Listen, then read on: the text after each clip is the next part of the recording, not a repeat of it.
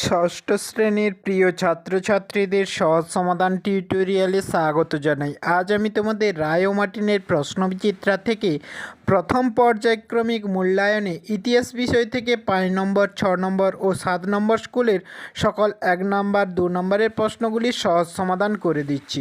তোমরা দেখে নাও। প্রথমেই দেওয়া আছে, দেখো, সঠিক উত্তরটি নির্বাচন করো 5 নম্বর স্কুল থেকে। প্রথম প্রশ্নটি দেখে নাও, আদিম মানুষের প্রথম রান্না করা খাবার হলো, উত্তর হয়ে যাবে কাঁচা মাংস। 2 নম্বর প্রশ্নটি দেখে নাও, দুদিকে ধারওয়ালা ছুরি ছিল ভারতীয় উপমহাদেশের আদিম মানুষের, উত্তর হয়ে যাবে পুরনো পাথরের যুগের বৈশিষ্ট্য। 3 নম্বর প্রশ্নটি দেখে নাও, মেহেরগড় সভ্যতা আবিষ্কারের সময় হলো, উত্তর হয়ে যাবে 1974 খ্রিস্টাব্দ। 4 নম্বর প্রশ্নটি দেখে নাও, হরপ্পা সভ্যতা ছিল, উত্তর হয়ে যাবে তাম্র বন যুগের সভ্যতা। এরপরে 2-এর দাগে দেওয়া আছে, দেখো, এক কথায় উত্তর দাও। প্রথম প্রশ্নটি দেখে নাও, ভীমবেটকাই গুহাগুলি ভারতের কোন রাজ্যে অবস্থিত, উত্তর হয়ে যাবে ভারতের মধ্যপ্রদেশের ভোপালে অবস্থিত। 2 নম্বর প্রশ্নটি দেখে নাও, কোন যুগে আদিম মানুষ প্রথম কৃষিকাজ শেখে, উত্তর হয়ে যাবে নতুন পাথরের যুগে।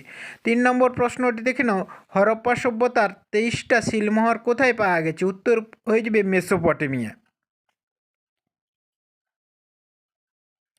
এরপরে 3-এর দাগে দেখে নাও, 3-এর দাগে প্রথম প্রশ্নটি দেখে নাও, ভারতীয় উপমহাদেশে পুরনো পাথরের যুগের বৈশিষ্ট্য লেখো। প্রশ্নটির উত্তর আমি নিচেই দিয়ে রেখেছি, তোমরা এখান থেকে দেখে খাতাতে নোট ডাউন করে নাও, নাহলে রায় ও মার্টিনের সহায়িকা বই থেকেও তোমরা প্রশ্নটির উত্তর পেয়ে যাবে। এরপরে 2-এর দাগে প্রশ্নটি দেখে নাও, হরপ্পা সভ্যতার 2টি বৈশিষ্ট্য লেখো। প্রশ্নটির উত্তর নিচেই দেওয়া আছে, তোমরা এখান থেকে দেখে খাতাতে নোট ডাউন করে নাও। এরপর 6 নম্বর স্কুলটি দেখে নাও, কনটাই হিন্দু গার্লস স্কুল। প্রথমেই আছে, দেখো, সঠিক উত্তরটি নির্বাচন করো। প্রথম প্রশ্নটি দেখে নাও, হরপ্পা সভ্যতার উন্নত নগর শাসনের নমুনা ছিল, উত্তর হয়ে যাবে জল নিকাশি ব্যবস্থা। 2 নম্বর প্রশ্নটি দেখে নাও, মেহেরগড়ের মৃতদেহকে সমাধি দেওয়া হতো, উত্তর হয়ে যায় লাল কাপড়ে। 3 নম্বর প্রশ্নটি দেখে নাও, লক্ষ লক্ষ বছর ধরে আদিম মানুষ পাথর দিয়ে হাতিয়ার বানাতো। 2-এর দাগে প্রশ্নগুলি দেখে নাও। প্রথম প্রশ্নটি দেখে নাও, দুদিকে ধারাওয়ালা ছুরি কোথায় পাওয়া গেছে, উত্তর হয়ে যাবে পুরনো পাথরের যুগে। 2 নম্বর প্রশ্নটি দেখে নাও, 8000 বছরের পুরনো বন্য পশুর হাড় কোথায় পাওয়া গেছে, উত্তর হয়ে যাবে মধ্যপ্রদেশের নর্মদা উপত্যকার আদমগড়ে।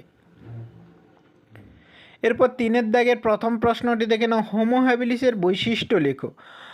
এখানে আমি প্রশ্নটির উত্তর দিয়ে রেখেছি, তোমরা এখান থেকে দেখে নাও, নাহলে টেক্সট বুক থেকে প্রশ্নটির উত্তর দেখে নেবে। উত্তরটি হয়ে যাবে হোমো হ্যাবিলিস কথার অর্থ হলো দক্ষ মানুষ। হোমো হ্যাবিলিস মানুষদের বৈশিষ্ট্য হবে, এরা ছিল আনুমানিক 26 লক্ষ থেকে 17 লক্ষ বছর আগে। এরা দলবদ্ধভাবে থাকতো, হাঁটতে পারত, ফলমূলের পাশাপাশি এরা সম্ভবত কাঁচা মাংস খেত। এরাই প্রথম পাথরকে অস্ত্র হিসেবে ব্যবহার করে একটা পাথর দিয়ে আর একটা পাথরকে জোরে আঘাত করে পাথরের অস্ত্র বানাতো। এর পরের প্রশ্নটি দেখে নাও, সভ্যতা হতে গেলে কি কি বিষয় থাকতে হবে। প্রশ্নটির উত্তর দেখে নাও, বুদ্ধি আর পরিশ্রমের জোরে আদিম মানুষ সভ্য হয়ে উঠল। তবে সভ্যতা তৈরি হতে গেলে আরও কতগুলো বিষয় থাকতে হবে, যেমন গ্রাম ও নগর থাকতে হবে, নিয়ম ও শাসন ব্যবস্থা থাকতে হবে, শিল্প ও স্থাপত্য থাকতে হবে, লিপিমালার ব্যবহার জানতে হবে। এরপরে তোমরা 7 নম্বর স্কুলটি দেখে নাও, দিনহাটা গার্লস হাই স্কুল। প্রথমেই দেওয়া আছে, দেখো, সঠিক উত্তরটি বেছে নিয়ে লেখো। প্রথম প্রশ্নটি দেখে নাও, আদিম মানুষের জীবনে প্রথম জরুরি আবিষ্কার হলো, উত্তর হয়ে যাবে আগুন। 2 নম্বর প্রশ্নটি দেখে নাও, কোনটি আদিম মানুষের সংস্কৃতির অংশ ছিল না, উত্তর হয়ে যাবে পোড়া ইটের বাড়ি বানানো। 3 নম্বর প্রশ্নটি দেখে নাও, হরপ্পা সভ্যতা ছিল, উত্তর হয়ে যাবে তাম্র প্রস্তর যুগের সভ্যতা। তোমরা যারা এই চ্যানেলটি সাবস্ক্রাইব করোনি, সাবস্ক্রাইব করে পাশে থাকা বেল আইকনটি প্রেস করে রাখো, যাতে পরবর্তী ভিডিওগুলি পেতে সুবিধা হয়। আর যারা আগের ভিডিওগুলি দেখোনি, প্লে লিস্টে গিয়ে আগের ভিডিওগুলি দেখে নাও। এরপর 2-এর দাগে প্রশ্নগুলি দেখে নাও। প্রথমেই দেওয়া আছে, দেখো, ঠিক না ভুল লেখো। প্রথম, ভীমবেটকাই গুহায় পুরনো পাথরের যুগের মানুষ থাকতো, কথাটি সত্য। এরপরে দেওয়া আছে, দেখো, বেমানান শব্দের নিচে দাগ দাও। কালীবঙ্গাল, মেহেরগড়, বানাওয়ালি, ডোলাবিরা, উত্তর হয়ে যাবে মেহেরগড়। তিনের দাগের প্রথম প্রশ্নটি দেখে নাও, আদিম মানুষ একসময় যাযাবর ছিল কেন? প্রশ্নটির উত্তর আমি নিচেই দিয়ে রেখেছি, তোমরা এখান থেকে দেখে খাতাতে নোট ডাউন করে নাও। 2 নম্বর প্রশ্নটি দেখে নাও, হরপ্পা সভ্যতাকে প্রায় ঐতিহাসিক যুগের সভ্যতা বলা হয় কেন? প্রশ্নটির উত্তর দেখে নাও, প্রায় ঐতিহাসিক যুগ বলতে সেই সময়কে বোঝায় যে সময়ে মানুষ লিখতে শিখতে বা লিপির ব্যবহার শিখেছে।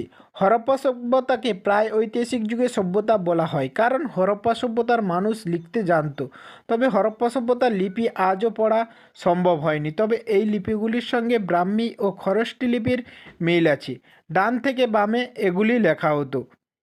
ধন্যবাদ সবাইকে। তোমরা যারা এই চ্যানেলটি সাবস্ক্রাইব করোনি, সাবস্ক্রাইব করে পাশে থাকা বেল আইকনটি প্রেস করে অল নোটিফিকেশনটি অন করে রাখো, যাতে পরবর্তী ভিডিওগুলি পেতে সুবিধা হয়।